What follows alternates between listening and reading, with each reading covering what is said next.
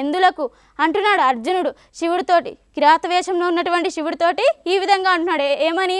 ఆలస్యం ఎందుకు పులిందరాజా, నువ్వు నీ భార్య కలిసి ఈ అటవీ ప్రచారంలో అనేక పరిశ్రమల్లో అంటే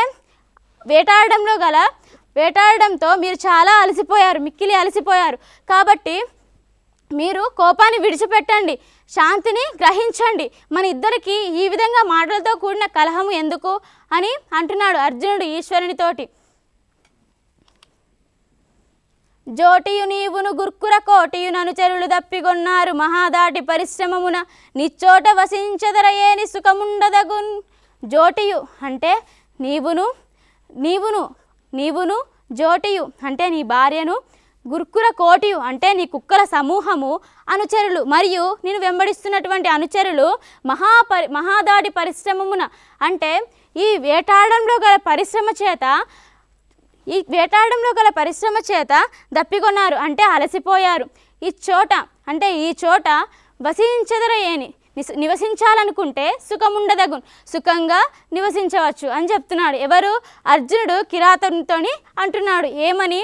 నువ్వు, నీ కుక్కల సమూహము, నీ భార్య వేటాడి మహాపరిశ్రమ చేత అంటే వేటాడి చాలా అలసిపోయారు, మిక్కిలి అలసిపోయారు. కాబట్టి మీరు ఇక్కడ ఉండాలనుకుంటే సుఖంగా ఉండవచ్చు అని అంటున్నారు. ఎవరు? అర్జునుడు కిరాతునితోటి అంటున్నారనమాట.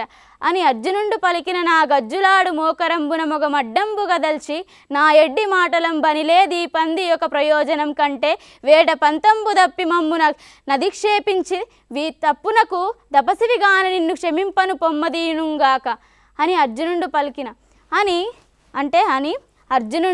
అర్జునుడు పలికినటువంటి నా గజ్జులాడు అంటే ఆ మాటలకు గజ్జులాడు అంటే ఇక్కడ ఈశ్వరుడు అనమాట. ఆ ఈశ్వరుడు మోరకంబున అంటే ఏంటి? మూర్ఖత్వంతో ముఖం అంటే ముఖాన్ని అడ్డంబు అంటే అడ్డంగా కదల్చి తిప్పి ఈ ఎడ్డి మాటలం బనిలేది పంది యొక్క ఈ ఎడ్డి మాటలం అంటే ఈ అసందర్భ మాటలతో పని లేదు పంది యొక్క ప్రయోజనం కంటే పంది కోసం నేను ఆశపడడం లేదు, కానీ వేట పంతాన్ని తప్పి నువ్వు తప్పావు. మమ్మల్ని నదిక్షేపించి అంటే మా వేట పంతాన్ని ధిక్కరించావు. ఈ తప్పునకు అంటే ఈ తప్పుకు తపస్విగాన నువ్వు తపస్సు చేసుకునేవాడివి కాబట్టి నిన్ను శిక్షింపను పొమ్మదీయునుగాక. శిక్షింపను అంటే క్షమిస్తున్నాను, వెళ్ళిపో అంటున్నాడు. ఎవరు? కిరాత రూపంలో ఉన్నటువంటి ఈశ్వరుడు ఎవరితో? అర్జునుడితో అంటున్నాడు.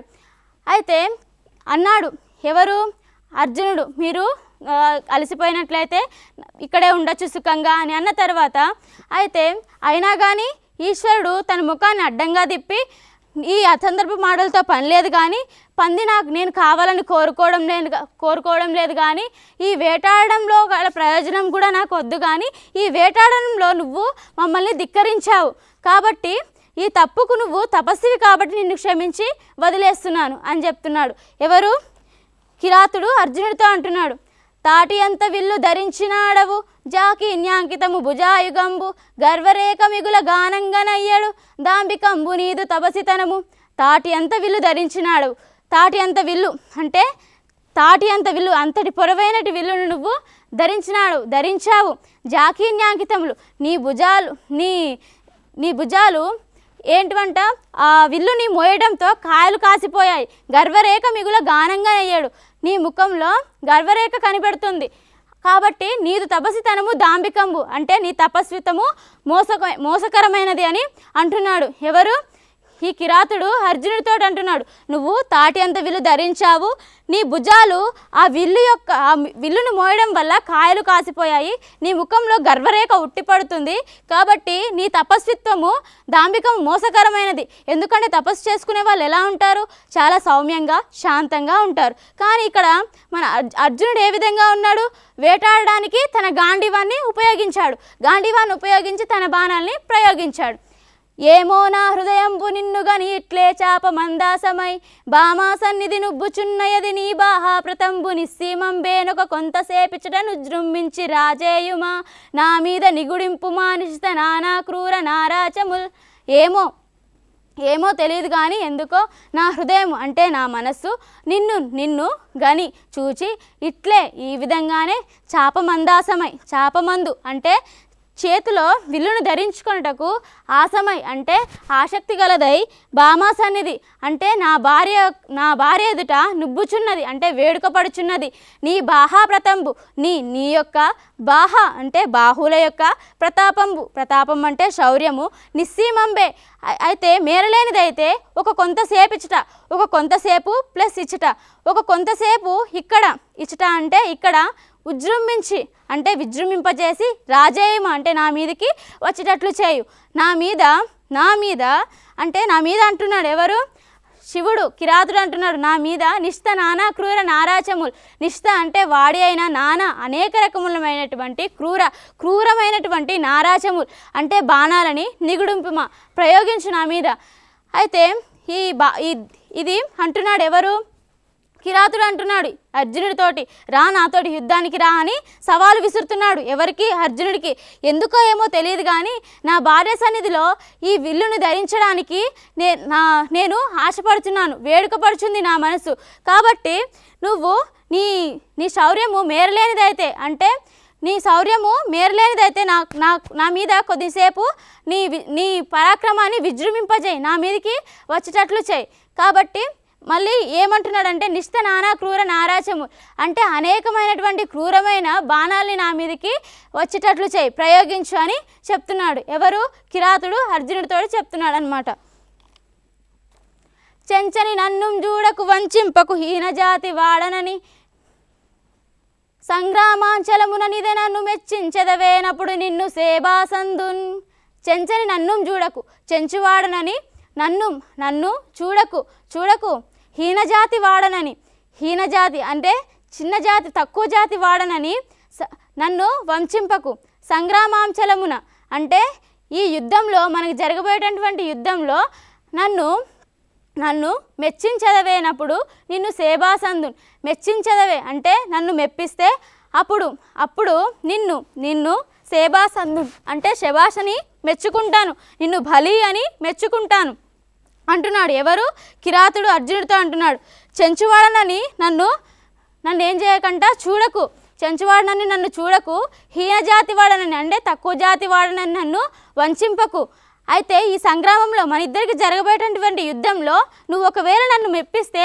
నిన్ను బలి అని మెచ్చుకుంటానని అంటున్నాడు శివుడు ఎవరితోటి అర్జునుడితోటి శివలింగార్చన ఎందుబోయడు తపస్విత్వంబునెందేనుపద్రవం పొందదులేయకింతవడిలో ధ్యానానుసంధానముల్ వ్యవధానం బొకింత సైచవకో బాహా విక్రమ శ్రీ మహోత్సవమున్ జూపుదుగాక నా ఎదుర నాశ్చర్యం భవార్యంబుగన్ శివలింగార్చన అంటే శివుని యొక్క అర్చన శివలింగం యొక్క అర్చన ఎందుబోయడు అంటే ఎక్కడికి పోదులే తపస్విత్వము నీ యొక్క తపస్విత్వము నెందేన్ ఉపద్రవము పొందదులే ఎందేన్ అంటే ఎక్కడను ఉపద్రవము అంటే ఆపదను పొందదులే అంటే పొందదులేము ఒకంత బడిలో ఒకంత సమయంలో కొంచెం సేపటిలో నీ ధ్యానానుసంధానములు అంటే ఈశ్వరుని యొక్క స్మరణ ఈశ్వరుని యందు నీకున్నటువంటి భక్తి వ్యవధానం అంటే సమయము ఒక ఇంత అంటే ఒక కొంచెం సేపు సైచవకో సహింపవా బాహా విక్రమ శ్రీ మహోత్సవము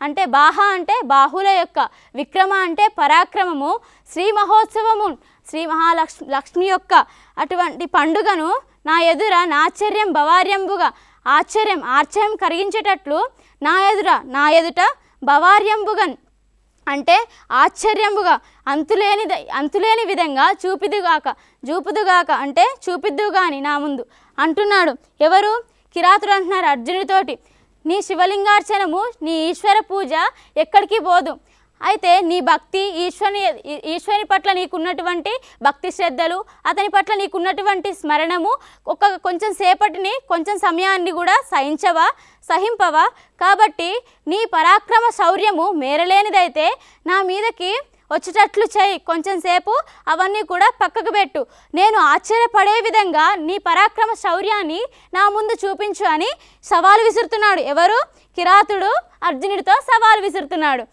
అర్థమైందనుకుంటా మీ అందరికీ మీకు తప్పకుండా అర్థమవుతుంది ఎందుకంటే మీరెవరు స్వేరోస్ కాబట్టి మీరు అర్థం చేసుకొని ఉంటారని నేను అనుకుంటున్నాను అయితే తర్వాత ఏమైందో చూద్దాం.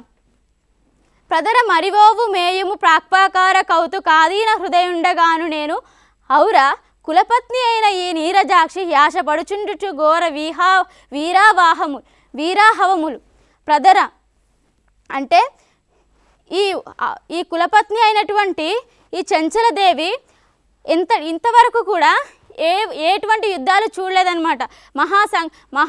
మహా వ్యక్తుల మధ్య జరిగేటువంటి యుద్ధాలను కూడా ఈమె చూడలేదు. అయితే పంది అందు ఆసక్తి లేదు కానీ నాకు ఈ వరాహం పట్ల ఆసక్తి లేదు కానీ నా కులధైర్యమైన నా కులపత్ని అయినటువంటి నా భార్య ఎదుట మన ఇద్దరి మధ్య జరగబోయే యుద్ధాన్ని చూడాలని ఆశపడుచుంది. కాబట్టి నా భార్య కోసం నీతో యుద్ధంలో దిగాలని ఆశపడుచున్నాను అని కిరాతుడు అర్జునుడితోటి అన్నాడు.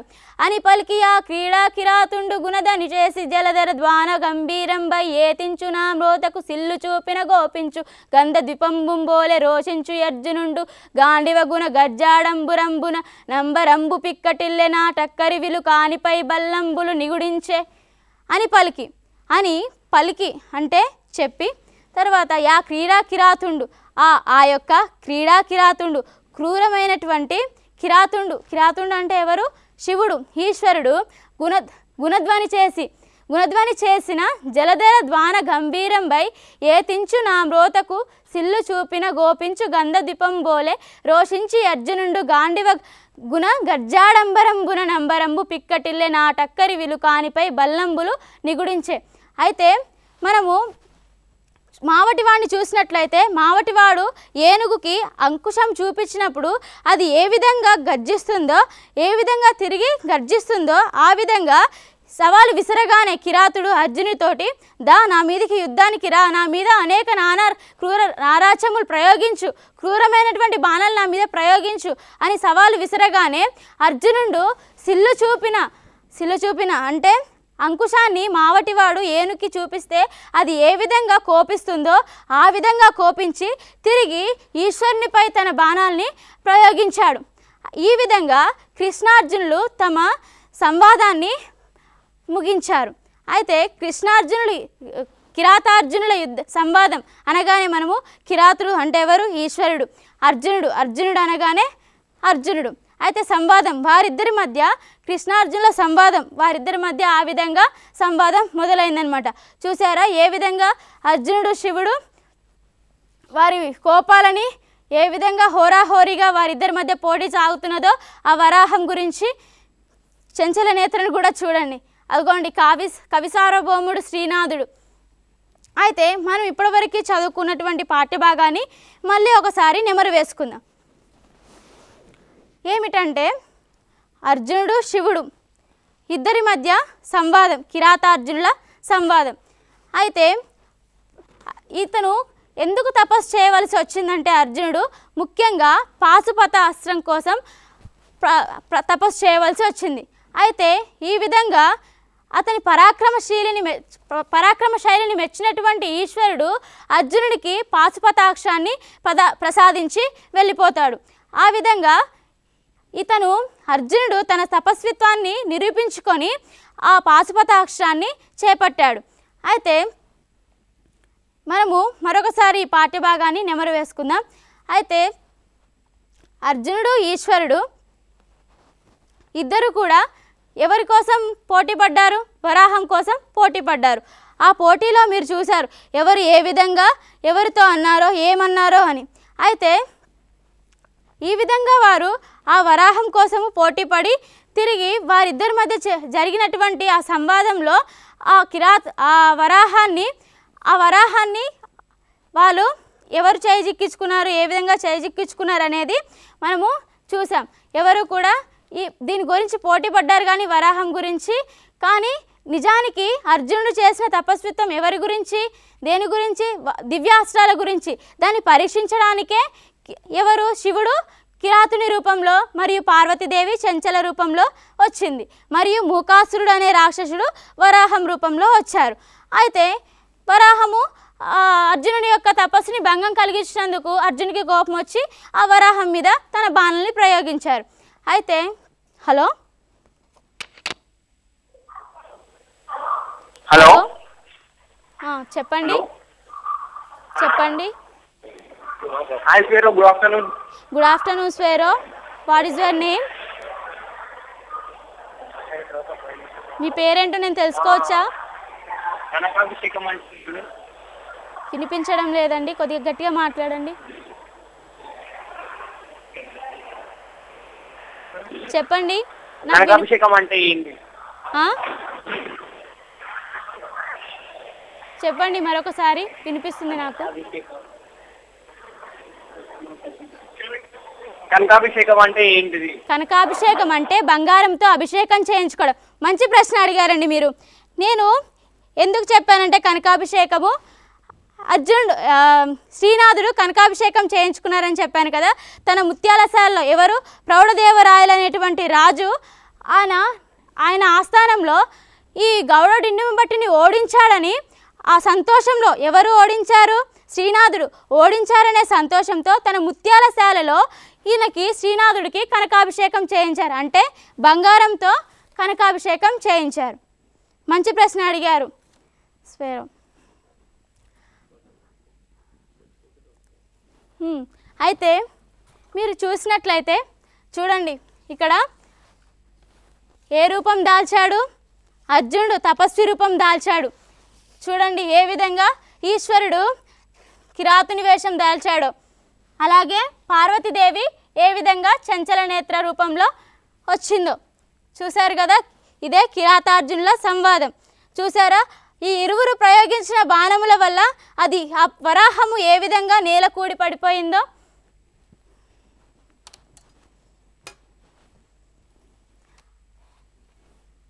అయితే మనం ఇంకా చెప్పుకోవాలి కదా. ఎక్కడున్నాం మనము?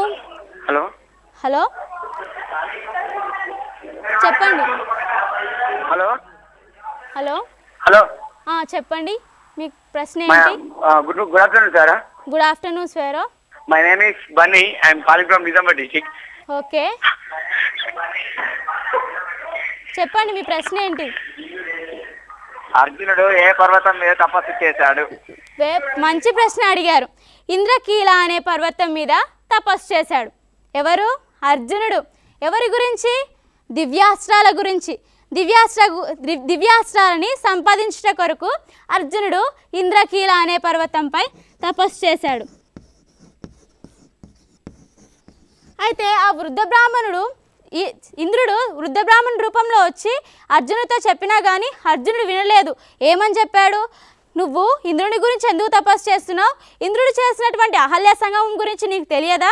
కాబట్టి నువ్వు ఎవరి గురించి తపస్సు చేస్తే బాగుంటుంది? బ్రహ్మ, విష్ణు, మహేశ్వరుడు మరియు శివుడు, వీళ్ళలో నువ్వు ఎవరికైనా తపస్సు చేస్తే బాగుంటుందని చెప్పేసి వెళ్ళిపోతాడు వృద్ధ బ్రాహ్మణుడు. అప్పుడు ఏం చేస్తాడు? ఈ ఇంద్రుడు ఒకరోజు ఆ తపస్సు చేసినటువంటి ఫలితానికి, ఎవరు? అర్జునుడు చేసినటువంటి తపస్సుకి ఫలితంగా ఇంద్రుడు ప్రత్యక్షమై నీ వరం ఏంటిదో కోరుకోమంటాడు. అప్పుడు ఎవరు? మన అర్జునుడు అడుగుతాడనమాట, ముందు ముందు జరగబోయే కౌరవులకు పాండవులకు జరగబోయే యుద్ధంలో మాకు. హలో హలో హలో చెప్పండి. మీరు ఇందాక చెప్పినట్టు చెప్పండి ఏంటి మీ ప్రశ్న? హలో, మీరు అభవ అంటే ఇందాక చెప్పారు. అభవ కాకుండా అభవ అంటే? అభవ మంచి ప్రశ్న అడిగారు.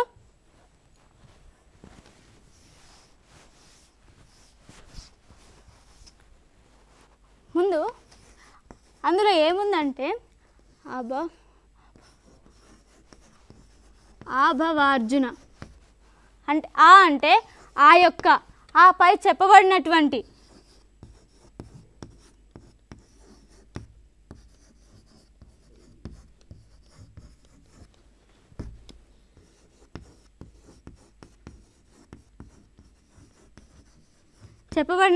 భవార్జున. భవ అంటే ఇక్కడ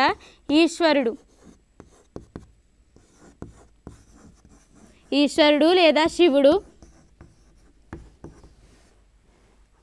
అర్జున అంటే అర్జునుడు.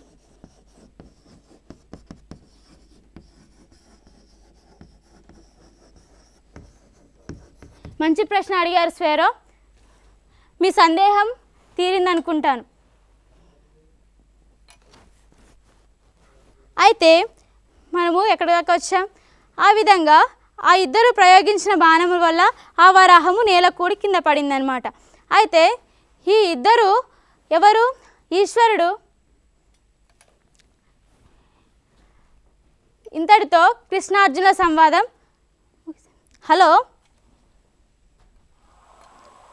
Hello hello sir.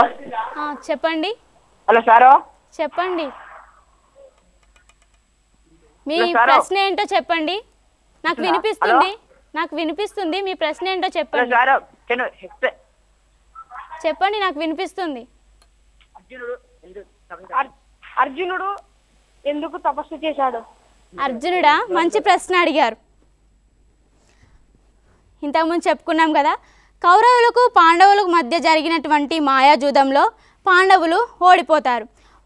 ఓడిపోయి ఎక్కడికి వెళ్తారు? అరణ్యవాసానికి వెళ్తారు.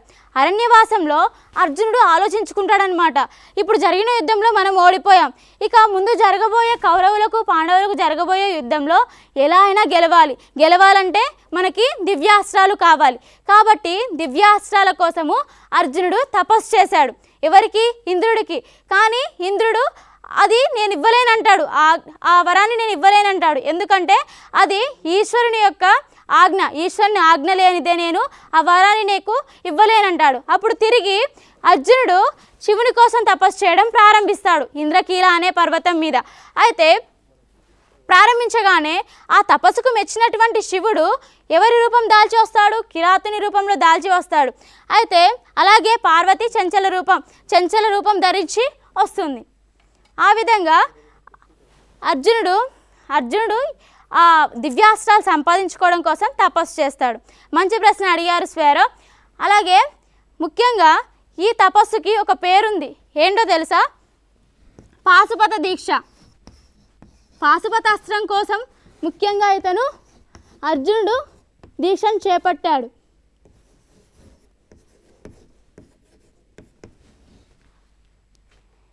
ఈ యుద్ధానంతరం ఈశ్వరుడు అర్జునుడికి పాశుపతాస్త్రాన్ని ఇచ్చి వెళ్ళిపోతాడు. ఈ విధంగా కిరాతార్జునుల సంవాదం ముగిసింది. అయితే ఈ అవకాశం ఇచ్చినటువంటి doctor RS Praveen Kumar sir గారికి నా కృతజ్ఞతలు మరియు నా ధన్యవాదాలు. చాలామంది విద్యార్థులు ఇలాంటి అవకాశం కోసం ఎదురు చూస్తున్నారు సార్. మీరు ఒక మంచి కార్యక్రమాన్ని చేపట్టారు. మేము పాఠాలు చెప్పగలం, మేము కూడా ఒక ఈ అవకాశం మా పేరు మేము నిలబెట్టుకోగలము, మీ పేరు కూడా నిలబెట్టగలం అనే మాకు ఒక నమ్మకాన్ని మాకు కలిగించారు, ఒక స్థైర్యాన్ని మాకు కలిగించారు. ఈ కార్యక్రమం ద్వారా చాలా చాలా కృతజ్ఞత కలిగి ఉంటాను సార్. అలాగే నాకు సహాయపడినటువంటి మా టీచర్స్ అందరికీ, మా ఉపాధ్యాయులందరికీ మరియు మా కళాశాల సంచాలకులు గారికి కూడా నా యొక్క ధన్యవాదాలు తెలుపుకుంటున్నాను. ఇంతటితో ఈ కిరాతార్జునుల సంవాదం ముగిసింది. అలాగే మీరు కూడా విద్యలో పోటీ పడాలి కానీ ఇలాంటి వాటి కోసం పోటీ పడకూడదని నేను కోరుకుంటున్నాను. విద్యలో పోటీ పడినట్లయితే విజయం మీదే. వెళ్ళండి, మిమ్మల్ని ఎవరు ఆపేవారు లేరు. మనం Swaeros we are going to become heroes. All the best. మీ అందరికీ కృతజ్ఞతలు.